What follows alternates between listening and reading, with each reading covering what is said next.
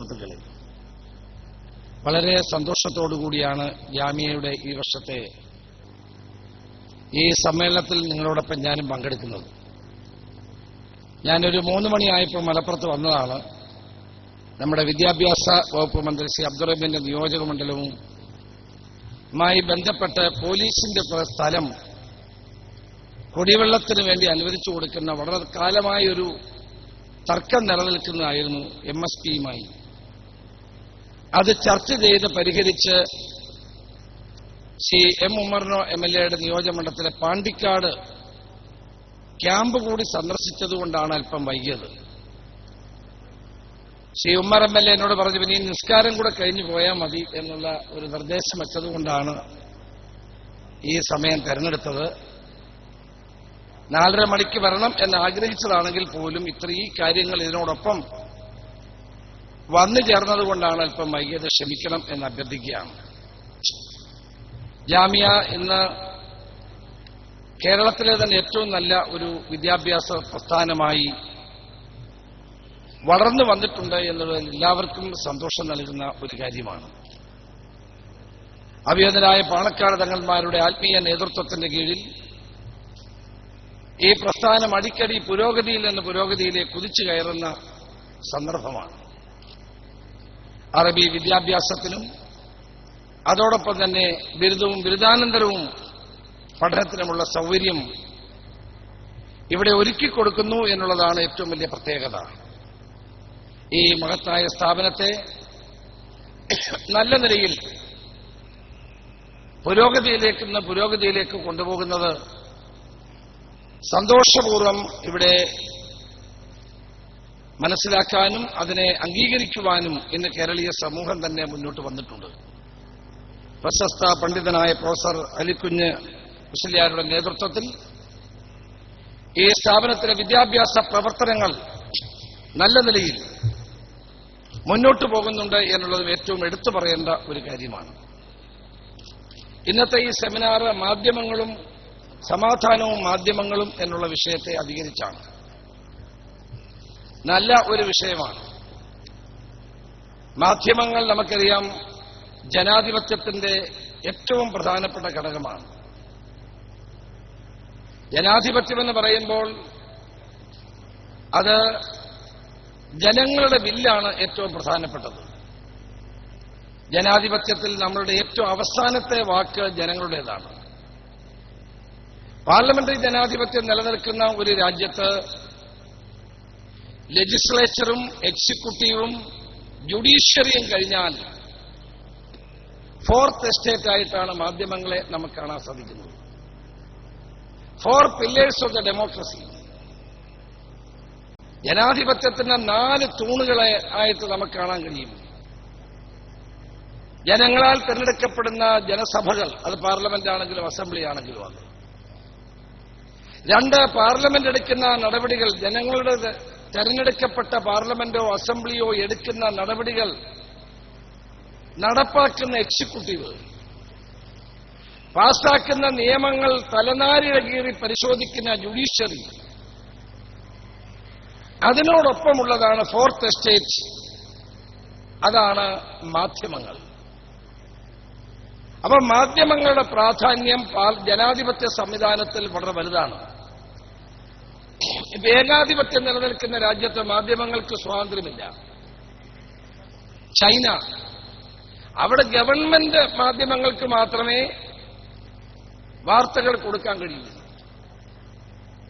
പണ്ട് റഷ്യയിലും അതായിരുന്നു, Soviet യൂണിയനിലും government കൊടുക്കുന്ന അല്ലെങ്കിൽ ഗവൺമെന്റിന്റെ നേതൃത്വത്തിലുള്ള പത്രങ്ങൾ മാത്രമേ ജനങ്ങളിൽ എത്താറുള്ളൂ.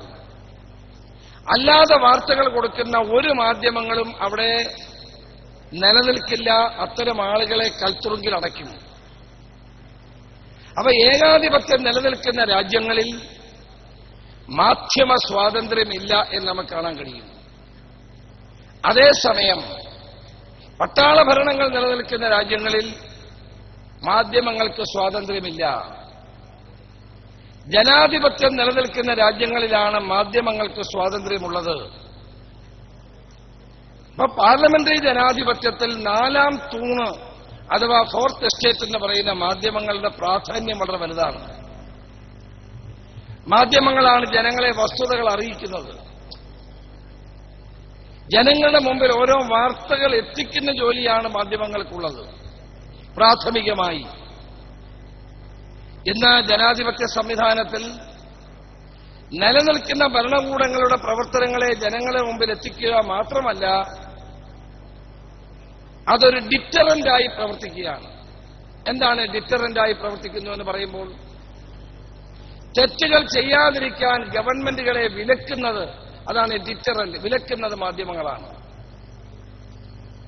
ഇന്ന കാര്യം ഒരു മന്ത്രി എന്നുള്ള നിലയിൽ ഞാൻ ഇന്ന കാര്യം ചെയ്താൽ അത് മാധ്യമങ്ങളിലൂടെ ജനങ്ങൾ അറിയും എന്നുള്ളത് കൊണ്ട് പലപ്പോഴും ഞാനടക്കമുള്ള മന്ത്രിമാരോ ജനപ്രതിനിധികളോ ആ കാര്യങ്ങൾ ചെയ്യാതിരിക്കും.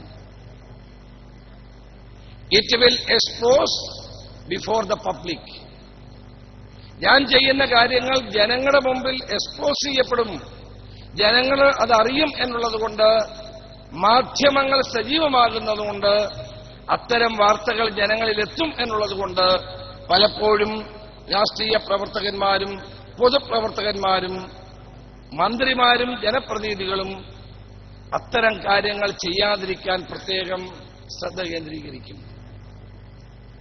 അപ്പോൾ നമ്മുടെ സാമൂഹ്യ ജീവിതത്തിലും പൊതുജീവിതത്തിലും മെച്ചപ്പെട്ട നിലയിൽ പ്രവർത്തിക്കാനുള്ള ഒരന്തരീക്ഷമാണ് മാധ്യമങ്ങൾ നൽകി വരുന്നത്. അപ്പൊ ജനങ്ങൾ ഒരു മാധ്യമങ്ങൾ ഉള്ളതുകൊണ്ടാണ് പലപ്പോഴും രാഷ്ട്രീയ പാർട്ടികളും ഗവൺമെന്റുകളും പൊതുപ്രവർത്തകന്മാരും സാമൂഹ്യ പ്രവർത്തകന്മാരുമെല്ലാം അവരുടെ പ്രവർത്തനങ്ങളിൽ കൃത്യത പാലിക്കുന്നതും ട്രാൻസ്പെറൻസി ഉറപ്പുവരുത്തുന്നതും ചെയ്യുന്നതും. ഇന്ന് നമ്മൾ ജീവിക്കുന്ന ലോകം എന്ന് പറയുന്ന ട്രാൻസ്പെറൻസിയുടെ ഒരു കാലമാണ്. Nothing can be hide from the people. ജനങ്ങളിൽ നിന്ന് ഒന്നും ഒളിച്ചു വെക്കാൻ കഴിയുന്നില്ലാത്ത ലോകമാണ്. കാരണം എല്ലാം ഇന്ന് ജനങ്ങളുടെ മുമ്പിൽ തുറന്ന് ജനങ്ങളെ മറച്ചു പിടിച്ചുകൊണ്ട് ആർക്കും ഒന്നും ചെയ്യാൻ കഴിയില്ല. കഴിഞ്ഞ UPA ഗവൺമെന്റ് പാസാക്കിയ ഏറ്റവും വിപ്ലവകരമായ ഒരു നിയമമാണ് ഇൻഫർമേഷൻ ജനങ്ങൾക്ക് നൽകുക എന്നുള്ളത്. വിവരാവകാശ നിയമത്തിലൂടെ ക്യാബിനറ്റിൽ എടുക്കുന്ന ഓരോ തീരുമാനവും മന്ത്രി എന്നുള്ളതിൽ ഞാനോ ഇബ്രാഹിം കുഞ്ഞോ ഫയലിൽ എഴുതുന്ന ഏതൊരു കാര്യവും 10 രൂപ അടച്ചാൽ ഏതൊരു ഇന്ത്യൻ പൗരനും കിട്ടുന്ന അവസ്ഥ ഇന്ന് നിലവിലുണ്ട്. അതിന്റെ അർത്ഥം ജനങ്ങളുടെ മുമ്പിൽ എല്ലാ കാര്യങ്ങളും എത്താനുള്ള സംവിധാനം ഇന്ന് ഭരണത്തിൽ തന്നെ നിലനിൽക്കുകയാണ്. അപ്പൊ ക്യാബിനറ്റിൽ പറയുന്ന കാര്യം, അതിനകത്ത് ഒഴിവാക്കിയിട്ടുള്ള സൈന്യത്തിന്റെ കാര്യങ്ങൾ, ഡിഫൻസുമായി ബന്ധപ്പെട്ട കാര്യങ്ങൾ, പോലീസിൽ രഹസ്യമായി സൂക്ഷിക്കുന്ന ചില കാര്യങ്ങൾ, ഒരു കേസ് അന്വേഷണം നടന്നുകൊണ്ടിരിക്കുകയാണെങ്കിൽ അതിന്റെ വിവരങ്ങൾ ഒഴികെ മറ്റേത് വിവരം ചോദിച്ചാലും ജനങ്ങൾക്കത് ലഭ്യമാക്കണമെന്നാണ് വിവരാവകാശ നിയമത്തിൽ പറയുന്നത്. മാത്രമല്ല, ഇന്ന് ലോകം ഒരു ചെറിയ വേലിക്കെട്ടിൽ നിൽക്കുന്ന കാലം കഴിഞ്ഞിരിക്കുന്നു. ലോകം എന്ന് പറയുന്നത് തന്നെ ഇന്ന് ഒരു ഗ്ലോബൽ വില്ലേജാണ്. പണ്ടൊക്കെ നമ്മുടെ ചെറുപ്പകാലത്ത് സഞ്ചാര സാഹിത്യം വായിക്കുമായിരുന്നു. കാരണം എന്താണ് ഈ ആഫ്രിക്കയിൽ നടക്കുന്ന, അമേരിക്കയിൽ നടക്കുന്ന നമുക്കറിയില്ലായിരുന്നു. ഇന്ന് നമ്മുടെ വീട്ടിലിരുന്നാൽ ചെറുപ്പക്കാർക്ക്, നമുക്കെല്ലാവർക്കും ഗൂഗിളിലൂടെ പോയാൽ, ഇന്റർനെറ്റിലൂടെ പോയാൽ ഏത് വിവരവും നമുക്ക് ലഭ്യമാണ്. അപ്പൊ ഇൻഫർമേഷന്റെ അതിവിപുലമായ സാധ്യതകളാണ് ഇന്ന് ലോകത്തെ മാറ്റിമറിച്ചിരിക്കുന്നത്. ഈ നൂറ്റാണ്ട് കണ്ട ഏറ്റവും വലിയ വിപ്ലവം ഏതാണെന്ന് ചോദിച്ചാൽ ഞാൻ പറയും ഇൻഫർമേഷനിലുണ്ടായിരിക്കുന്ന വൻപിച്ച മാറ്റമാണ്. അത് ലോകത്തെ തന്നെ കീഴ്മേൽ മറിച്ചിരിക്കുകയാണ്. എല്ലാ വിവരങ്ങളും എല്ലാവർക്കും ലഭ്യമാകുന്ന ഒരു കാലഘട്ടം. അവിടെ രഹസ്യത്തിന് യാതൊരു സ്ഥാനവുമില്ല. ട്രാൻസ്പെറന്റായ പ്രവർത്തനങ്ങൾക്ക് മാത്രമേ സ്ഥാനമുള്ളൂ. മാധ്യമങ്ങൾ അതുകൊണ്ട് തന്നെ നമ്മുടെ ജനാധിപത്യ സംവിധാനത്തിൽ വലിയ റോൾ പ്ലേ ചെയ്യുന്നുണ്ട്, വലിയ ഉത്തരവാദിത്വം അവർക്കുണ്ട്.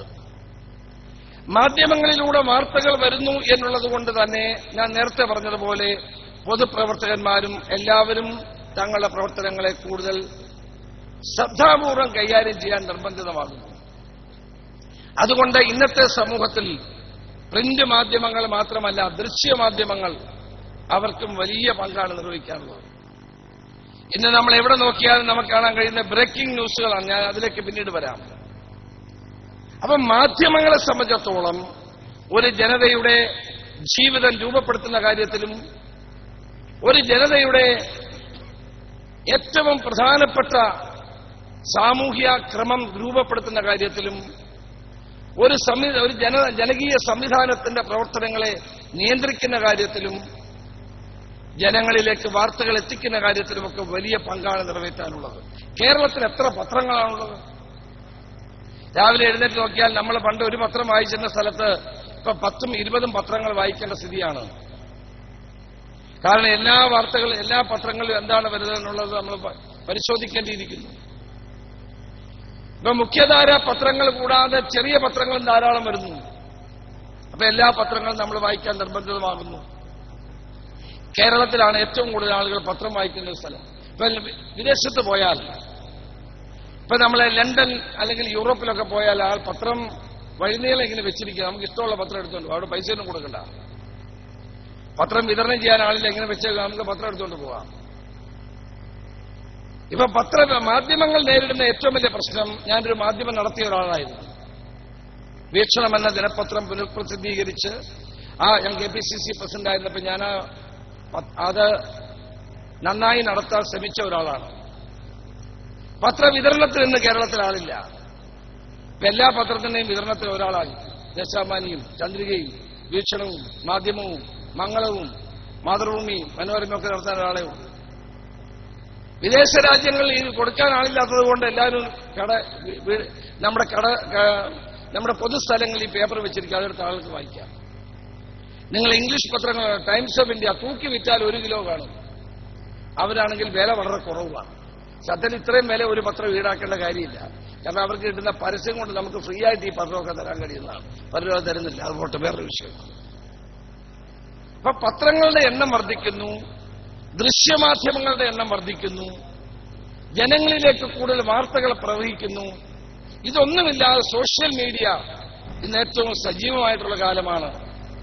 ഇവിടെ ഞാൻ ഈ പ്രസംഗിക്കുന്ന കാര്യം ലോകത്തിന്റെ ഏത് മൂലയിലും ആളുകൾക്ക് കിട്ടത്തക്ക സംവിധാനം എന്നുണ്ട്.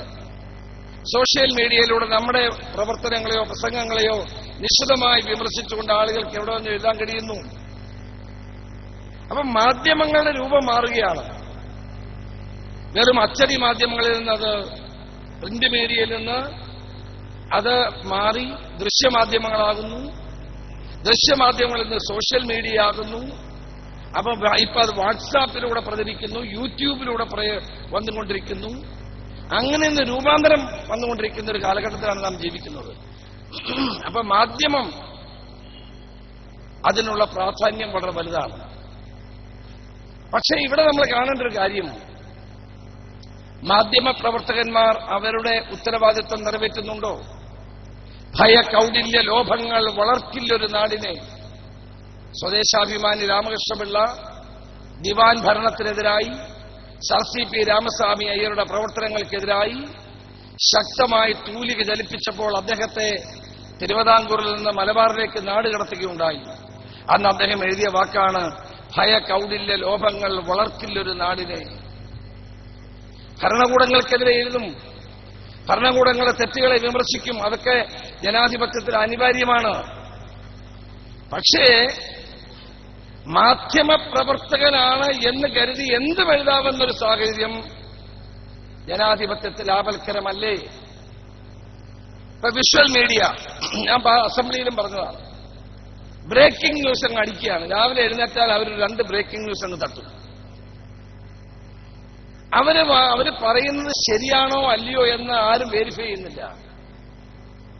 ഒരു മാധ്യമക്കാരൻ ആദ്യം ബ്രേക്കിംഗ് ന്യൂസ് കൊടുത്താൽ അടുത്ത ആളും കൂടെ കൂടും, പിന്നെ അടുത്ത മാധ്യമം കൂടും, അങ്ങനെ അടുത്ത ആൾ കൂടും. ഒരു 5 ദൃശ്യമാധ്യമം ഒരേ വാർത്ത കൊടുത്താൽ ജനങ്ങൾ എന്ത് ധരിക്കും? ഇത് ശരിയാണെന്ന്.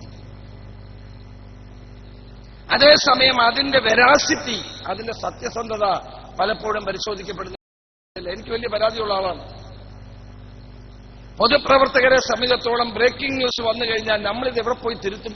നമ്മൾ തിരുത്താൻ പത്രസമ്മേളനം നടത്തിയാൽ നമ്മൾ പറയുന്നതല്ല ഇടുന്നത്, അവർക്ക് ഇഷ്ടമുള്ളത് ഇടും. ഇത് മാധ്യമപ്രവർത്തനമാണോ? ഇത് ശരിയായ മാധ്യമപ്രവർത്തനമാണോ?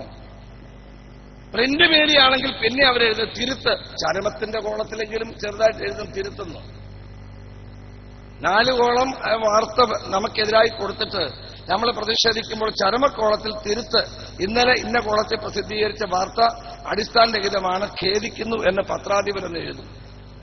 ഈ ദൃശ്യമാധ്യമങ്ങൾ എന്താ എഴുതുന്നത്? അവരാരെങ്കിലും ഏതെങ്കിലും ഒരു തെറ്റായ വാർത്ത കണ്ടെത്തി തിരുത്താറുണ്ടോ? തിരുത്താറില്ല. ആരും തിരുത്തില്ല. തിരുത്തണമെന്ന് പറഞ്ഞാലും തിരുത്തില്ല. അപ്പൊ പറയും, നമ്മളോട് പറയണ്ട, നിങ്ങളൊന്ന് പ്രതികരിച്ചാൽ മതി, ഞങ്ങളത് കൊടുക്കാം. നമ്മൾ പ്രതികരിക്കുമ്പോൾ അവർക്ക് സൗകര്യമുള്ളതേ കൊടുക്കത്തുള്ളൂ, നമ്മൾ പറയുന്നോട്ട് കൊടുക്കത്തില്ല. ഇത് ശരിയായ മാധ്യമപ്രവർത്തനമാണോ? മാധ്യമങ്ങളുടെ പ്രാധാന്യത്തെ ഉൾക്കൊണ്ടുകൊണ്ടാണ് ഞാൻ പറയുന്നത്. ഉത്തരവാദിത്വമുള്ള മാധ്യമ പ്രവർത്തനം ഉണ്ടാകണം. 10-40 വർഷം രാഷ്ട്രീയത്തിൽ പ്രവർത്തിച്ച് ഒരു സ്ഥാനത്ത് വരുന്ന ഒരു വ്യക്തി, ആ വ്യക്തിക്കെതിരായ ഒരു കള്ളവാർത്ത വന്നാൽ ആ വ്യക്തിക്കൊരു കുടുംബമുണ്ട്, ആ വ്യക്തിക്ക് സുഹൃത്തുക്കളുണ്ട്, ആ വ്യക്തി വോട്ട് ചെയ്യുന്ന വലിയൊരു ജനവിഭാഗമുണ്ട്, അദ്ദേഹത്തിനൊരു പാർട്ടിയുണ്ട്, ആ പാർട്ടിയിലെ അനുഭാവികളുണ്ട്. അവർക്ക് എന്ത് മറുപടി പറയും? കൊടുക്കുന്ന വാർത്തയ്ക്ക് അവർ കൽപ്പിക്കുന്നത് 24 മണിക്കൂർ ആയുസ്യവും. ആ വാർത്ത വന്നു കഴിഞ്ഞാൽ അടുത്ത വേറൊരു വാർത്ത വന്നാൽ ഇതങ്ങ് പോകും. പക്ഷേ നമ്മളിൽ ഏൽപ്പിച്ച ആഘാതം ചെറുതല്ല. അപ്പോൾ ബ്രേക്കിംഗ് ന്യൂസുകൾ കൊടുക്കുമ്പോൾ അതിൽ ജാഗ്രത കാണിക്കേണ്ടിയിരിക്കുന്നു. 60 കേസിലെ പ്രതിയായ ഒരു വ്യക്തി, ജീവപര്യന്തത്തിന് തടവ് ശിക്ഷ വിധിച്ച 60 കേസിൽ പ്രതിയായി ജയിലിൽ കിടക്കുന്ന ഒരു വ്യക്തിയെ പോലീസ് ജാമ്യത്തിന് വേണ്ടി ഹൈക്കോടതിയിൽ കൊണ്ടുപോകുമ്പോൾ മൈക്ക് അങ്ങോട്ട് കാണിച്ചു കൊടുക്കുക. അവൻ പറയുന്ന എല്ലാ തോന്നിവാസവും പിറ്റേ ദിവസം പത്രത്തിൽ വരികയാണ്. ഇതാണോ മാധ്യമ സ്വാതന്ത്ര്യം? ശരിയാണോ ഇത് പുറത്തു വന്നു കഴിഞ്ഞാൽ അവർക്കൊരു കുടുംബമുണ്ടെന്നും അവർക്കൊരു ജീവിതമുണ്ടെന്നും അവർക്കൊരു പാർട്ടി ഉണ്ടെന്നും അവർ വോട്ട് ചെയ്ത ജനങ്ങളുണ്ടെന്നുള്ള കാര്യം നമ്മൾ പലപ്പോഴും മറന്നു പോവുകയാണ്. അപ്പൊ ഉത്തരവാദിത്വമുള്ള പത്രപ്രവർത്തനം ദൃശ്യമാധ്യമ രംഗത്ത് അനിവാര്യമാണ്. ഞാനിത് പറഞ്ഞതിന് എന്നെ പലരും വിമർശിച്ചു. എനിക്ക് യാതൊരു പരാതിയില്ല. ഞാനീ പറയുന്നതിന് അസംബ്ലിക്കകത്തും പറഞ്ഞു, പുറത്തും പറഞ്ഞു. ഞാനത് പറയുന്നതിന് എന്നെ വിമർശിക്കുന്നതിന് എനിക്കൊരു പരാതിയില്ല. അതൊരു ചർച്ചയാവട്ടെന്നാണ് എന്റെ അഭിപ്രായം. ജനങ്ങൾ ഇതൊന്ന് മനസ്സിലാക്കട്ടെ. ഒരു അടിസ്ഥാനവുമില്ലാത്ത ആരോപണങ്ങൾ ആരുടെയും പേര് വന്നാൽ പിറ്റേ ദിവസം അത് പത്രത്തിൽ അല്ലെങ്കിൽ ഒരു ദൃശ്യമാധ്യമത്തിൽ അടിച്ചു വരുമ്പോൾ ഉണ്ടാകുന്ന സത്യമാണെങ്കിൽ കൊടുക്കുന്നതിന് ആർക്കും ഒരു പ്രയാസവുമില്ല. സത്യസന്ധമായ വാർത്തകൾ ആരെയും തമസ്കരിക്കണമെന്ന് നമ്മൾ പറയുന്നില്ല. അടിസ്ഥാനമുള്ള വാർത്തകൾ കൊടുക്കട്ടെ. അത്തരം വാർത്തകൾ വരുന്നത് നല്ലതാണ്. പക്ഷെ ഒരു അടിസ്ഥാനവുമില്ലാതെ കേട്ടറിവിന്റെ അടിസ്ഥാനത്തിൽ വാർത്തകൾ കൊടുക്കുന്നത് ആരോഗ്യപരമായ ഒരു ജനാധിപത്യത്തിന് ഗുണകരമാണോ എന്നുള്ളത് ആധുനിക കാലഘട്ടത്തിൽ ദൃശ്യമാധ്യമങ്ങളും പ്രിന്റ് മാധ്യമങ്ങളെ ഞാൻ അധികം പറയുന്നത് അവരങ്ങനെ കൊടുക്കാറില്ല. കാരണം ഇത് കൊടുത്താൽ നമുക്ക് എടുത്തു വെച്ച് ഒന്നുമില്ലെങ്കിൽ കേസിലും കൊടുക്കാം. ഇത് മറ്റേത് എവിടെയാ കൊടുത്തത്, ആരാ പറഞ്ഞത്, എന്താ പറഞ്ഞത് ആർക്കും അറിയില്ല. അപ്പൊ ആധുനിക കാലഘട്ടത്തിൽ മാധ്യമ പ്രവർത്തനത്തിന് കൂടുതൽ ഉത്തരവാദിത്വ ബോധവും ആധികാരികതയും ഉണ്ടാകേണ്ടതാണ് ഏറ്റവും ആവശ്യമായിട്ടുള്ളത്. ഇവിടെ സബ്ജക്ട് എന്താണ്? മാധ്യമങ്ങളും സമാധാനവും. സമാധാനം എന്ന് പറയുന്ന ലോകത്തെല്ലാവരും ആഗ്രഹിക്കുന്നതാണ്. ഇപ്പോൾ ഇറാൻ ഇപ്പോൾ കൊറിയ ഹൈഡ്രജൻ ബോംബ് നിർമ്മിച്ചിരിക്കുന്ന കാലമാണ്. ഹൈഡ്രജൻ ബോംബ് നിർമ്മിക്കുന്ന കാലത്ത് സമാധാനത്തെപ്പറ്റി പറയുമ്പോൾ തന്നെ പേടിക്കണം. ലോകത്തെ ജനങ്ങൾ മുഴുവൻ ആഗ്രഹിക്കുന്നത് എന്താണ്? പീസ്ഫുൾ കോഎക്സിസ്റ്റൻസ്, സമാധാനപരമായ സഹവർത്തിത്വം. ഒരു ബട്ടണമർത്തിയാൽ ഈ ഭൂമണ്ഡലമാകെ ചുട്ടുകരിക്കത്തക്ക സംഹാര ശക്തിയുള്ള ആണവ ആയുധങ്ങൾ നിർമ്മിക്കുകയും വിക്ഷേപിക്കുകയും മാനവരാശിയെ മുഴുവൻ തുടച്ചു നിൽക്കുകയും ചെയ്യുന്ന ഒരു കാലഘട്ടത്തിലാണ് നാം ജീവിക്കുന്നത്. ഒരു കാലത്ത് മനുഷ്യൻ കല്ലും മരവും ഉപയോഗിച്ചാണ് യുദ്ധം ചെയ്തത്. പിന്നീട് ക്രമേണ മാറി മാറി പുതിയ ആയുധങ്ങൾ ഉണ്ടാകുന്നു. ആറ്റം ബോംബ് ഉണ്ടാകുന്നു. ആറ്റം ബോംബിൽ നിന്ന് രാസായുധങ്ങൾ ഉണ്ടാകും, കെമിക്കൽ വെപ്പൺസ്. അതിൽ നിന്ന് മാറി സ്റ്റാർ വാഴ്സ് ഉണ്ടാകുന്നു, നക്ഷത്ര യുദ്ധങ്ങൾ. അത് കഴിഞ്ഞപ്പോഴാണ് ഇപ്പോൾ ഇതാ ഹൈഡ്രജൻ ബോംബ് ഉണ്ടാകുന്നു. ഇപ്പൊ നമ്മൾ നിൽക്കുന്ന ഹൈഡ്രജൻ ബോംബിലാണ്. ലോകത്തെവിടെ സമാധാനം ഉണ്ടാകും? ലോകത്ത് സമാധാനമല്ലാതെ എന്താണ് ജനങ്ങൾക്ക് അഭികാമ്യമായിട്ടുള്ളത്? ഇപ്പൊ സിറിയയിൽ നടക്കുന്ന യുദ്ധം, ലോകത്തിന്റെ മറ്റ് പല ഭാഗത്തും നടക്കുന്ന യുദ്ധം ഒന്നിനും ഒരു പരിഹാരമല്ല. ആണവായുധങ്ങൾ നിർമ്മിക്കുന്നതിനകത്ത് ഒരു പരിഹാരം ഉണ്ടാകുന്നില്ല. പണ്ടൊക്കെ ആറ്റം വിക്ഷേപിക്കണമെങ്കിൽ ഒന്നുകിൽ മരുഭൂമിയിൽ പോകണം, അല്ലെങ്കിൽ കടലിൽ പോകണമായിരുന്നു. ഇന്ത്യ പൊക്കാറിനിൽ ആണവായുധങ്ങൾ വിക്ഷേപിച്ചത് പൊക്കാറിൻ എന്ന രാജസ്ഥാനിലെ മരുഭൂമിയിലാണ്. ലോകത്തെല്ലാ രാജ്യങ്ങളും ഒന്നിൽ കടലിലോ മരുഭൂമിയിലോ ആണ് ആണവായുധങ്ങൾ വിക്ഷേപിക്കുന്നത്. ഇപ്പോൾ അത് മാറി അമേരിക്ക തങ്ങളുടെ ലബോറട്ടറിയിലെ ടെസ്റ്റ് ട്യൂബിലെ ഒരു സ്റ്റിമുലി കൊണ്ട് ആണവായുധങ്ങൾ വിക്ഷേപിക്കത്തക്ക നിലയിലേക്ക് ശാസ്ത്ര വളർച്ച നേടിയിരിക്കുന്നു. ഇന്ന് സദാം ഹുസൈനെതിരെ ഏറ്റവും വലിയ ആരോപണം ഉണ്ടായത് എന്താണ്? അമേരിക്ക പറഞ്ഞത് Saddam Hussein is using chemical weapons to remove the humanity or remove the people. അമേരിക്കക്കെതിരായി രാസായുധങ്ങൾ നിർമ്മിക്കാൻ കെമിക്കൽ വെപ്പൺ സദാം ഹുസൈൻ ഉണ്ടാക്കിയതിനാണ് സദാം ഹുസൈനെതിരെ അമേരിക്ക ഉയർത്തിപ്പിടിച്ച ഏറ്റവും വലിയ ആരോപണം. അത് തെറ്റാണ് എന്ന് പിൽക്കാലത്ത് തെളിയിച്ചു. ഇപ്പൊ രാസായുധങ്ങളിൽ ഉണ്ടാക്കാൻ ശ്രമിക്കുന്നു. ഏറ്റവും അവസാനം കൊറിയ ഇപ്പൊ ഹൈഡ്രജൻ ബോംബ് ഉണ്ടാക്കുന്നു. യുദ്ധം ഒരിക്കലും സമാധാനം ഉണ്ടാക്കുന്നതല്ല. നമുക്കറിയാം പാലസ്തീനും ഇസ്രയേലും തമ്മിലുള്ള തർക്കം ഞാൻ അവിടെ ആ പ്രദേശത്ത് പോയിട്ടുള്ള ആളാണ്. വർഷങ്ങളായി നിൽക്കുന്ന തർക്കങ്ങളാണ്. അവിടെ ഉണ്ടാകുന്ന യുദ്ധം, ഇസ്രായേൽ നടത്തിക്കൊണ്ടിരിക്കുന്ന അതിഭീകരമായ യുദ്ധം, ആ യുദ്ധമാണ് പാവപ്പെട്ട പാലസ്തീനിലെ ജനതയെ ഏറ്റവും കൂടുതൽ സംഭീതരാക്കുന്നതും അവരുടെ ജീവിതം വളരെയേറെ ബുദ്ധിമുട്ടുള്ളതാക്കി മാറ്റുകയും ചെയ്യുന്നത്.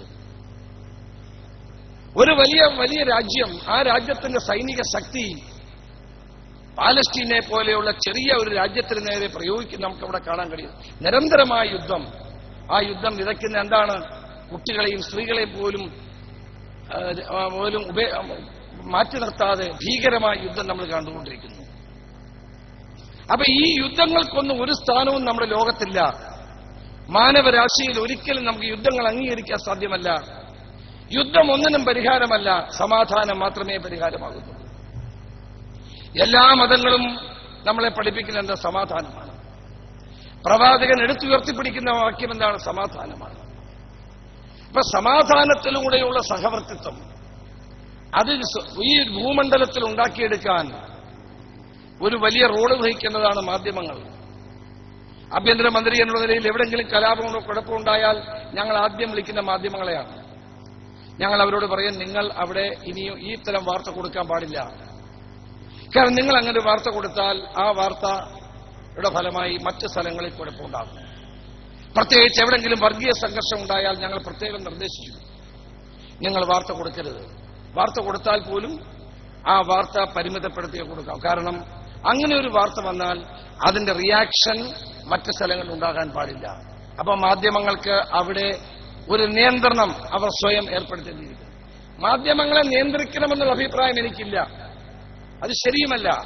പക്ഷേ മാധ്യമങ്ങൾ സ്വയം നിയന്ത്രണം ഇന്നത്തെ വളരുന്ന സമൂഹത്തിൽ ഏർപ്പെടുത്തേണ്ടത് ഏറ്റവും ആവശ്യമാണ്. സ്വയം നിയന്ത്രണം. ഇപ്പൊ നമുക്കറിയാം, പ്രസ് കൗൺസിൽ ഓഫ് ഇന്ത്യ നമ്മളെപ്പറ്റി വാർത്ത കൊടുത്താൽ പ്രസ് കൗൺസിൽ ഓഫ് ഇന്ത്യക്ക് എഴുതിയാൽ മതി.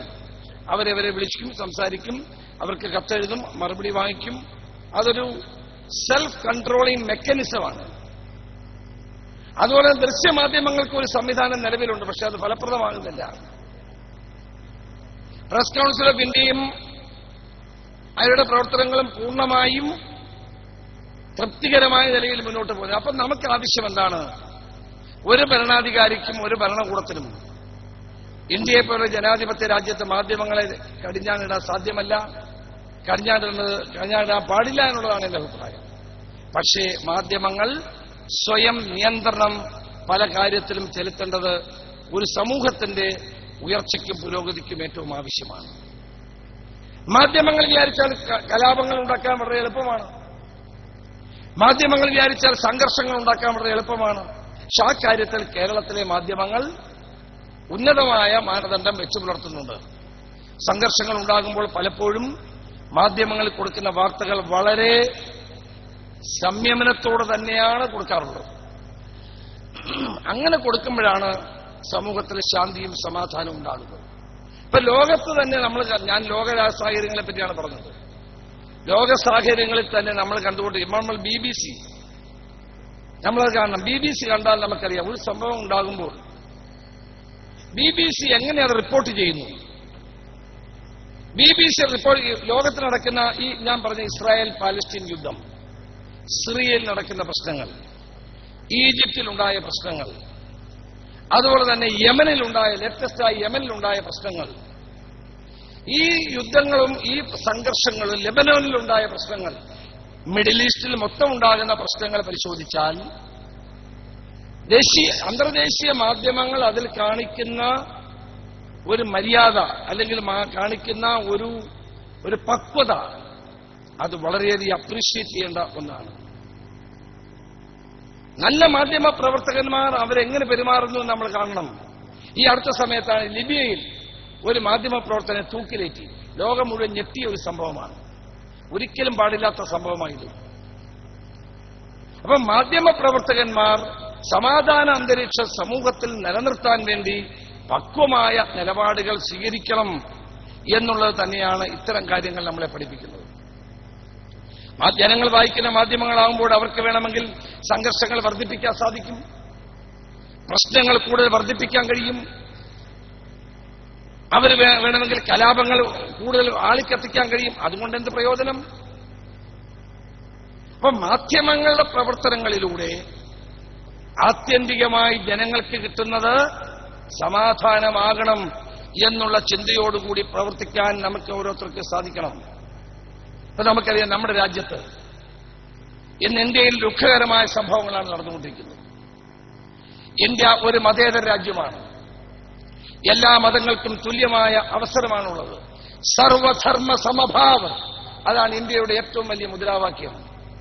എല്ലാ മതങ്ങളെയും സമഭാവനയോടെ കാണുന്ന മനോഭാവമാണ് ഇന്ത്യ വർഷങ്ങളായി നിലനിർത്തിപ്പോന്നിട്ടുള്ളത്. ഇന്ത്യയിൽ ഭരിച്ചിട്ടുള്ള ആരും ഈ രാജ്യത്തെ അവരുടെ രാജ്യമാക്കി മാറ്റാൻ ശ്രമിച്ചിട്ടില്ല. മുഗൾ രാജാക്കന്മാർ ഇന്ത്യ ഭരിച്ചിട്ടുണ്ട് എത്രയോ വർഷങ്ങളായി. ആ മുഗൾ രാജാക്കന്മാർക്ക് വേണമായിരുന്നെങ്കിൽ ഇന്ത്യയെ ഒരു മുസ്ലിം രാജ്യമാക്കി മാറ്റാൻ വലിയ പ്രയാസമൊന്നും ഉണ്ടായിരുന്നില്ല. ഹിന്ദു വനിതകളെ വിവാഹം ചെയ്ത മഹാനായ അക്ബർ ഹിന്ദുക്കളെയും പാഴ്സികളെയും ബുദ്ധമതക്കാരെയും ക്രിസ്ത്യാനികളെയും ഒരുപോലെ കണ്ട ഇസ്ലാം രാജാക്കന്മാർ, മുസ്ലിം രാജാക്കന്മാർ, അവരുടെ മഹത്തായ പാരമ്പര്യമാണ് ഈ രാജ്യത്തിനുള്ളത്. അവർക്ക് വേണമായിരുന്നെങ്കിൽ ബാബറിനും അക്ബർക്കും ഔറംഗസേബിനും വേണമായിരുന്നെങ്കിൽ ഇന്ത്യയെ ഒരു ഇസ്ലാം രാഷ്ട്രമാക്കി മാറ്റാമായിരുന്നു. പക്ഷേ അവരാരും അത് ചെയ്തില്ല. അവരെല്ലാ മതങ്ങൾക്കും തുല്യ പരിഗണന കൊടുത്തുകൊണ്ട് അവരെ കൂടി ഒരുമിപ്പിച്ച് മുന്നോട്ട് കൊണ്ടുപോയ മഹത്തായ പാരമ്പര്യമാണ് ഈ ഭാരതത്തിനുള്ളത്. അവിടെയാണ് ഇപ്പോൾ ആ മഹത്തായ നൂറ്റാണ്ടുകളിലൂടെ സ്ഫുടം ചെയ്തെടുത്ത മതേതരത്വത്തിന്റെ മഹത്തായ മൂല്യങ്ങളെ ചവിട്ടി മെതിക്കുന്ന സാഹചര്യം ഇന്ന് ഇന്ത്യയിൽ നിലനിൽക്കുന്നത്. ഇവിടെ ഇന്ന് നമ്മൾ എന്ത് ഭക്ഷണം കഴിക്കണമെന്ന് തീരുമാനിക്കുന്ന മറ്റുള്ളവരായി മാറുന്നു. ഞാൻ എന്ത് ഭക്ഷണം കഴിക്കണമെന്ന് ഞാനല്ലേ തീരുമാനിക്കേണ്ടത്? ഏത് വസ്ത്രം ധരിക്കണമെന്ന് ഞാനല്ലേ തീരുമാനിക്കണം? ഞാൻ എന്നെ സംബന്ധിച്ചിടത്തോളം നമ്മൾ ഏത് വേഷം ധരിക്കണമെന്നും ഏത് ഭക്ഷണം കഴിക്കണമെന്നും എങ്ങനെ പെരുമാറണമെന്നും തീരുമാനിക്കുന്നത് നമ്മൾ ഓരോരുത്തരുമല്ലേ? It is an individual freedom for every citizen of India. നമ്മുടെ വ്യക്തിപരമായ അധികാരമാണ് ഇതെല്ലാം. അവിടെയാണ് അതിനു നേരെ വെല്ലുവിളികൾ ഉയരുന്നു. ഒരു ഭരണകൂടം അധികാരത്തിൽ വന്നു എന്ന് കരുതി ആ ഭരണകൂടത്തിന് അവരുടെ ഇച്ഛകളും അവരുടെ തത്വങ്ങളും ഇന്ത്യയിൽ അടിച്ചേൽപ്പിക്കാൻ ഒരിക്കലും സാധ്യമല്ല. മതേതരത്വം എന്ന വാക്ക് ഇന്ത്യയുടെ ഭരണഘടനയിൽ നിന്ന് എടുത്തു കളയണമെന്ന് ഇന്ത്യയുടെ ആഭ്യന്തരമന്ത്രി പറഞ്ഞാൽ അതിൽ പരം അപമാനകരമായ ആവൽക്കരമായ ഒരു പ്രസ്താവന പാർലമെന്റിൽ നടത്തിയ പ്രസ്താവന നമുക്ക് കാണേണ്ടിയിരിക്കുന്നു. ഇന്ത്യൻ ഭരണഘടനയാണ് the constitution of India is our Bible, Quran and Gita. Indian ഭരണഘടനയാണ് ഇന്ത്യക്കാരായ ഏതൊരു വ്യക്തിയെ സംബന്ധിച്ചിടത്തോളം ഏറ്റവും പരിപാവനമായിട്ടുള്ളത്. ഇന്ത്യയുടെ ഭരണഘടനയിൽ സെക്യുലറിസം എന്ന വാക്ക് എഴുതി ചേർത്തിട്ടുണ്ട്. മതേതര രാഷ്ട്രമായതുകൊണ്ടാണ് അത് എഴുതി ചേർത്തത്. ഇന്ത്യൻ ഭരണഘടനയുടെ 14, 15, 30 ആർട്ടിക്കിൾ ഇന്ത്യയിലെ മതന്യൂനപക്ഷങ്ങൾക്ക് അധികാരങ്ങൾ കൊടുത്തിട്ടുണ്ട്.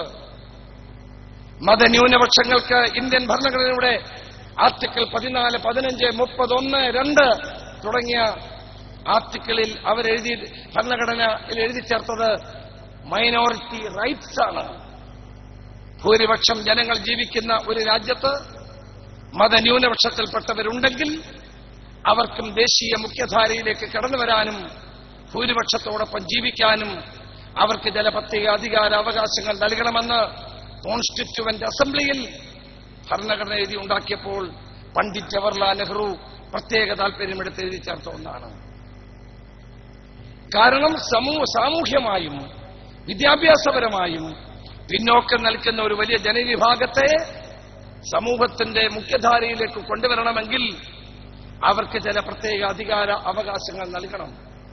ഉദാഹരണമായി അവർക്ക് വിദ്യാഭ്യാസ സ്ഥാപനങ്ങൾ നടത്താനും മുന്നോട്ട് കൊണ്ടുപോകാനുള്ള പ്രത്യേക അവകാശം ആർട്ടിക്കിൾ 30. അങ്ങനെ മതന്യൂനപക്ഷങ്ങൾക്ക് പ്രത്യേകമായ അധികാര അവകാശങ്ങൾ ഇന്ത്യൻ ഭരണഘടനയിൽ എഴുതി ചേർത്തിട്ടുള്ളത് നീക്കിക്കളയാൻ ആർക്ക് സാധ്യമല്ല, ആർക്കും അതിന് അധികാരമില്ല. ചില ആളുകൾ പറയുന്നു സംവരണം എടുത്തു കളയണം. നടക്കുന്ന കാര്യമാണോ? സംവരണം ഇന്ത്യൻ ഭരണഘടനയിലൂടെ നൽകിയിട്ടുള്ള ഒന്നാണ്. ഭരണഘടന അനുസരിച്ച് 50%, 50% മെരിറ്റും 50% സംവരണവുമാണ്. അങ്ങനെ അത് സംവരണം കൊടുക്കുന്ന എന്തിനാണ്? നൂറ്റാണ്ടുകളായി അടിമത്തം അനുഭവിച്ച വലിയൊരു ജനതയെ സാമൂഹ്യമായി മുന്നോട്ട് കൊണ്ടുവരാനും പുരോഗതി പ്രാപിക്കുവാനും വേണ്ടി ഭരണഘടന നൽകിയ അവകാശമാണ്. ആ ഭരണഘടനാ അവകാശങ്ങളെ ചോദ്യം ചെയ്യാനും ആ ഭരണഘടനാ അവകാശങ്ങൾ ഇല്ലാതാക്കാനും ഈ രാജ്യത്ത് അസഹിഷ്ണുത ഉണ്ടാക്കാനും ശ്രമിക്കുന്ന ഭരണകൂടങ്ങളെ ജനങ്ങൾ വളരെ ഗൗരവത്തോടുകൂടി കാണേണ്ട ഒന്നാണ്. ഇവിടെ എല്ലാവർക്കും അവരുടെ അവകാശങ്ങൾ പറയാനുള്ള അധികാരമുണ്ട്. എല്ലാ മതവിശ്വാസിക്കും അവരുടെ മതവിശ്വാസം വെച്ചു പുലർത്താനുള്ള അവകാശമുണ്ട്. പക്ഷേ ആ മതവിശ്വാസം മറ്റൊരാളുടെ മതവിശ്വാസത്തെ എതിർക്കുന്ന ഒന്നാകാൻ പാടില്ല. ലക്കും ദീനുക്കും വലിയ ദീൻ. നമ്മുടെ രാജ്യത്ത് മതേതര സംവിധാനത്തെ നിലനിർത്തുവാനും മറ്റുള്ളവന്റെ മതസ്വാതന്ത്ര്യത്തെ അപകടപ്പെടുത്താതെ എന്റെ മതസ്വാതന്ത്ര്യം മുന്നോട്ട് കൊണ്ടുപോകാനുമുള്ള മഹത്തായ സന്ദേശം ഈ നാടിന്റെ ഭരണഘടനയിൽ തന്നെ എഴുതി വെച്ചിട്ടുള്ളതാണ്. ആരും പ്രവചിച്ചിട്ടുള്ളതല്ല, ആരും നമുക്ക് ഔദാര്യമായി തന്നതല്ല. ഇന്ത്യൻ ഭരണഘടനയിൽ എഴുതി വെച്ചിട്ടുള്ള ഒന്നാണ്. നമ്മൾ ഏത് മതഗ്രന്ഥം എടുത്തു നോക്കുക, ആ മതഗ്രന്ഥങ്ങളിലെല്ലാം ഏത് മതഗ്രന്ഥവും പരിശോധിച്ചാൽ നമുക്ക് കാണാൻ കഴിയുന്നത് മനുഷ്യന്റെ സമാധാനപരമായ സഹവർത്തിത്വം തന്നെയാണ് ഈ മതങ്ങളുടെ എല്ലാം ആത്യന്തികമായ ലക്ഷ്യമെന്ന് പറയുന്നത്.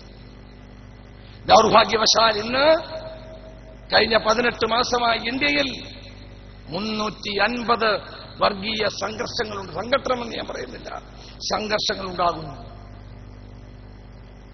ഈ നാട്ടിൽ വർഗീയ സംഘർഷങ്ങൾക്ക് വഴിമരുന്നിടുന്ന നടപടി അതൊരിക്കലും നമുക്ക് അംഗീകരിക്കാൻ സാധ്യമല്ല. ഞാനതാണ് മുഗൾ രാജാക്കന്മാരുടെ ചരിത്രം പറഞ്ഞത്.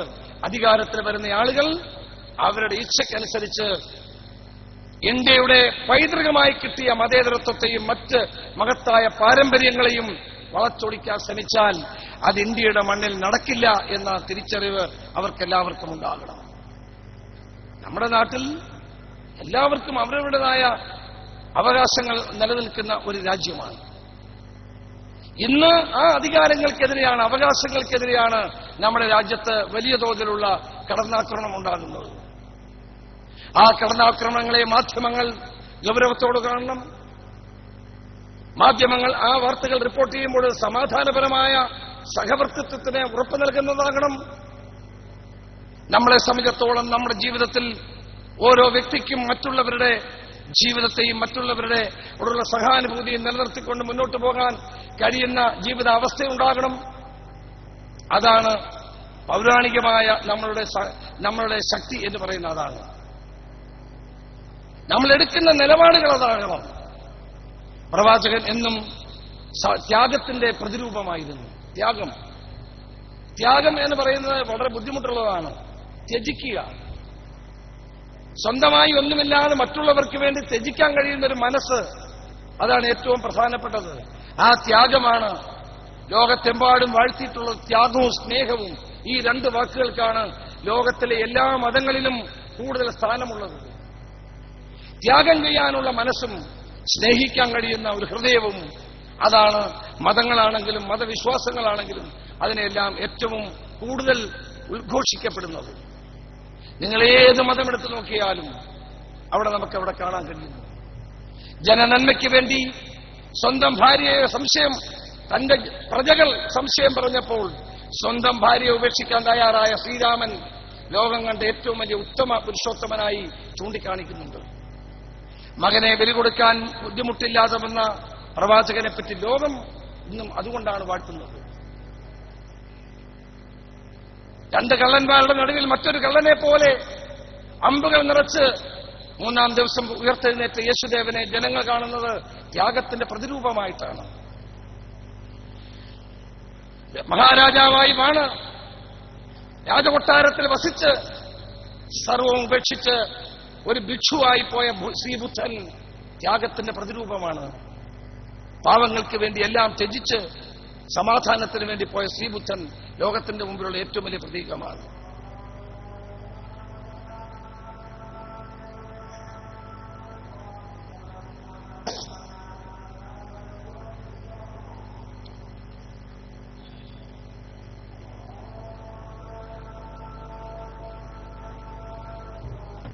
നമുക്കറിയാം, ഇന്ന് ലോകം നിലനിൽക്കേണ്ടത് സ്നേഹത്തിലും ത്യാഗത്തിലുമാണ്.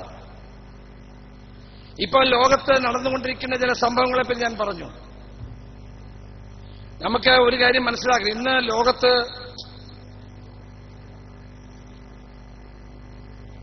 പഴയ രീതിയിലുള്ള യുദ്ധങ്ങളല്ല ഇപ്പം നടക്കുന്നത്.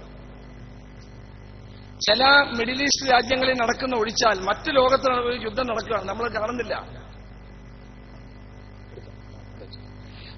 മറ്റു തരത്തിലുള്ള യുദ്ധങ്ങളാണ്. ഇപ്പൊ നടക്കുന്ന യുദ്ധം എന്താണ്? ഇപ്പൊ നടക്കുന്ന യുദ്ധം മാർക്കറ്റിന് വേണ്ടിയുള്ള യുദ്ധമാണ്. പണ്ട് ലോകത്ത് രണ്ട് ചേരിയുണ്ടായിരുന്നു. അമേരിക്ക നേതൃത്വം കൊടുക്കുന്ന ഒരു ചേരി, സോവിയറ്റ് യൂണിയൻ നേതൃത്വം കൊടുക്കുന്ന ഒരു ചേരി. ഇപ്പോൾ സോവിയറ്റ് യൂണിയൻ ഇല്ലാതായി, പക്ഷെ അമേരിക്ക നിലനിൽക്കുന്നു, റഷ്യ നിലനിൽക്കുന്നു. ഇപ്പോൾ ഓയിൽ പ്രൈസ് കുറയുന്നതിന്റെ പിന്നിൽ ഒരു രാഷ്ട്രീയമുണ്ട്. ഓയിൽ പ്രൈസ് കുറയുന്നതിന്റെ രാഷ്ട്രീയം റഷ്യയും അമേരിക്കയും തമ്മിലുള്ള ശീതസമരത്തിന്റെ ഒരു ഭാഗമാണ് ഈ ഓയിൽ പ്രൈസ് കുറയാനുള്ള പ്രധാന കാരണം. ലോകത്തിന് നടക്കുന്ന ഏറ്റവും വലിയ സൂപ്രമസിക്ക് നടത്തുന്നത് ലോകത്തെ വിഭവങ്ങൾ വലിയൊരു സബ്ജക്റ്റ് ആയതുകൊണ്ട് ഞാൻ അങ്ങോട്ട് കിടക്കുന്നില്ല. വിഭവങ്ങൾ കൈയടക്കാൻ വേണ്ടിയിട്ടുള്ളതാണ്. പണ്ട് രാജ്യങ്ങളെ കീഴടക്കിയിരുന്നു, ഇന്നതില്ല. ഇന്ന് മാർക്കറ്റിന് വേണ്ടിയുള്ള യുദ്ധമാണ്. അമേരിക്ക നടത്തുന്ന എന്താണ്? ലോകത്ത് ഉള്ള തങ്ങളുടെ അധീശത്വം നിലനിർത്താൻ വേണ്ടി അവർ ഡോളറിന്റെ വില, അല്ലെ ഡോളറെ ആർട്ടിഫിഷ്യലായി ഡോളർ ശക്തി വർദ്ധിപ്പിക്കുകയാണ്. അതിന്റെ ഫലമായി ചൈനയുടെ യുവാൻ, അവരുടെ കറൻസിയുടെ വില കുറയുന്നു, തമ്മിൽ തർക്കമുണ്ടാകുന്നു. സോവിയറ്റ് യൂണിയൻ ഇല്ലെങ്കിൽ റഷ്യ. ഇന്ന് പുടിൻ ലോകത്തെ ഏറ്റവും വലിയ നേതാവായി മാറാൻ ശ്രമിക്കുകയാണ്. ചേച്ചനിയയിൽ ഉണ്ടാകുന്ന അവരുടെ കയ്യിലുള്ള ഓയിൽ നിക്ഷേപങ്ങൾ അവർ കൂടുതലായി ഉയർത്തിക്കൊണ്ട് ഒപെക് രാജ്യങ്ങളിലെ, അറബ് രാജ്യങ്ങളിലെ എണ്ണയുടെ വില നിയന്ത്രിക്കാൻ ശ്രമിക്കുന്നു.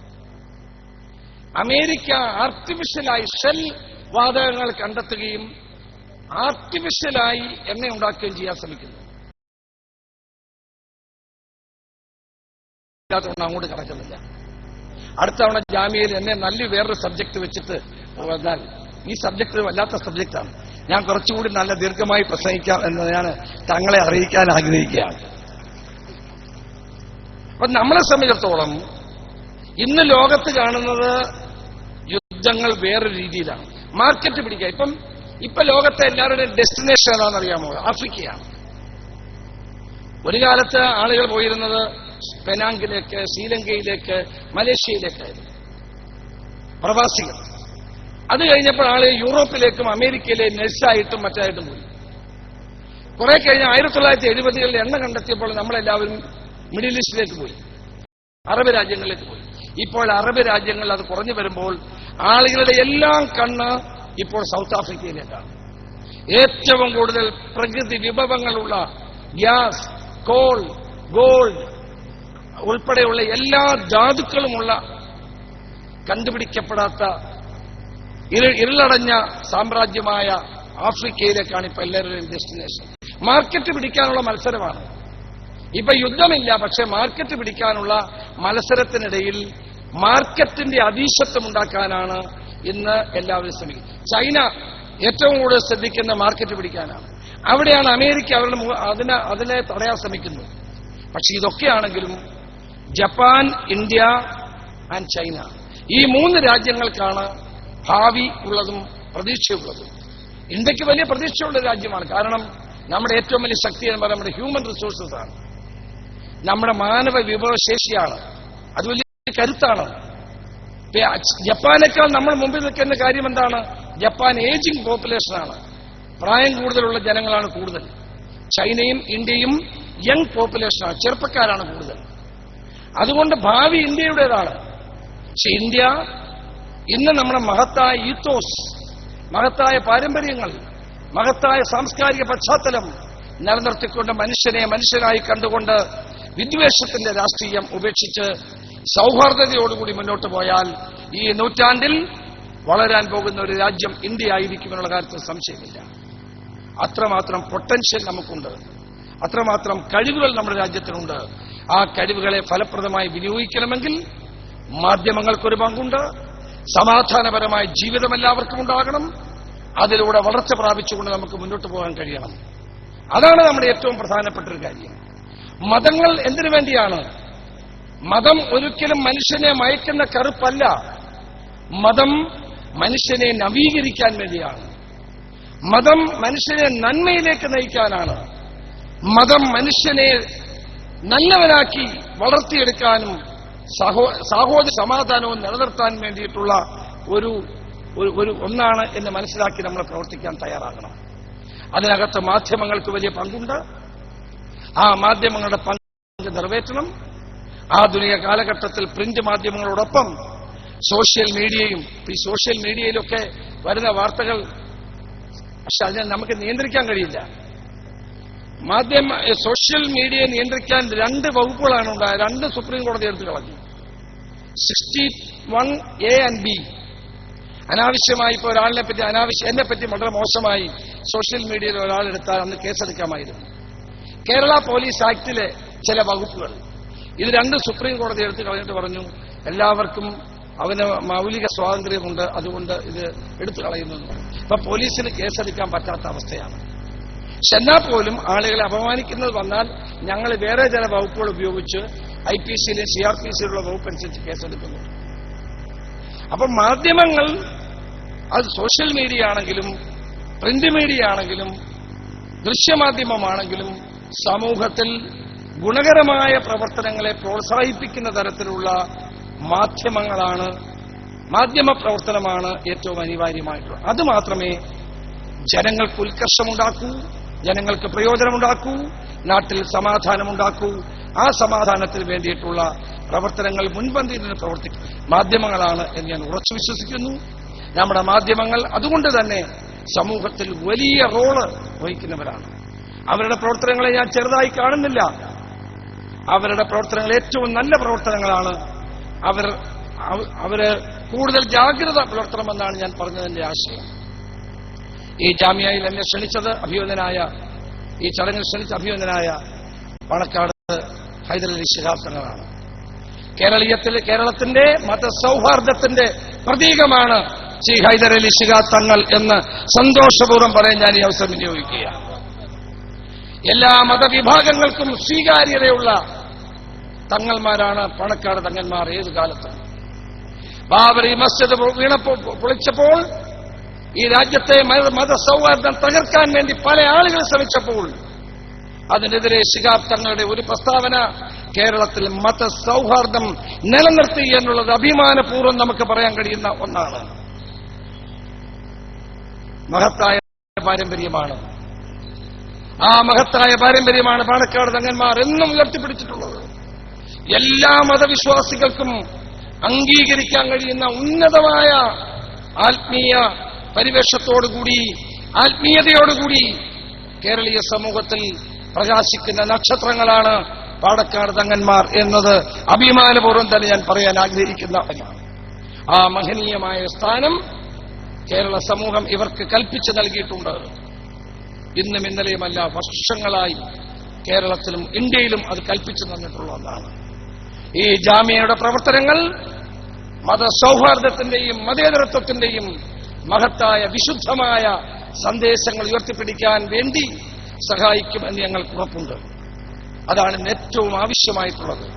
കേരളീയ സമൂഹത്തിൽ മതസൗഹാർദ്ദം നിലനിർത്താനും ജനങ്ങളെ ഒരുമിച്ച് മുന്നോട്ട് കൊണ്ടുപോകാനും ശ്രീ പാണക്കാട് ഹൈദരലി ശിഹാബ് തങ്ങളും അദ്ദേഹത്തോടൊപ്പമുള്ള സഹപ്രവർത്തകന്മാരെ നടത്തുന്ന പ്രവർത്തനങ്ങൾ വളരെ മഹനീയമാണ്. ഞാൻ പലപ്പോഴും പറയുന്നൊരു കാര്യമാണ്. ഇന്ത്യൻ യൂണിയൻ മുസ്ലിം ലീഗ്, അത് ഞാൻ എടുത്തു പറയട്ടെ, ഇന്ത്യൻ യൂണിയൻ മുസ്ലിം ലീഗ് കേരളത്തിൽ മതേതരത്വം നിലനിർത്തുന്ന കാര്യത്തിൽ വഹിക്കുന്ന പങ്ക് വളരെ മഹനീയമാണ്.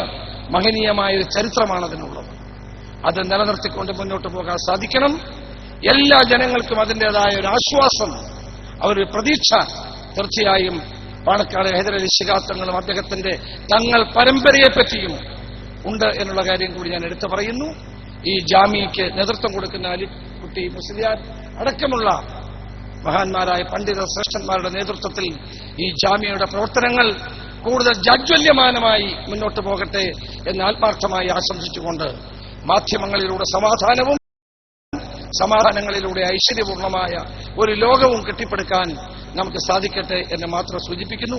ഒരു കാര്യം കൂടി പറഞ്ഞ് ഞാൻ അവസാനിപ്പിക്കാം. ആഭ്യന്തരമന്ത്രി എന്നുള്ള നിലയിൽ ഞാൻ ആ ചാറെടുത്തപ്പോൾ ഞാനിപ്പോൾ 2 വർഷമായി ഏറ്റെടുത്തൊരു പരിപാടിയുണ്ട്, ഓപ്പറേഷൻ കുബേര. അതിനെന്നെ പ്രേരിപ്പിച്ചത് പ്രവാചകൻ 7 കാര്യങ്ങൾ ചെയ്യരുത് എന്ന് പറഞ്ഞതിന്റെ അടിസ്ഥാനത്തിലാണ്.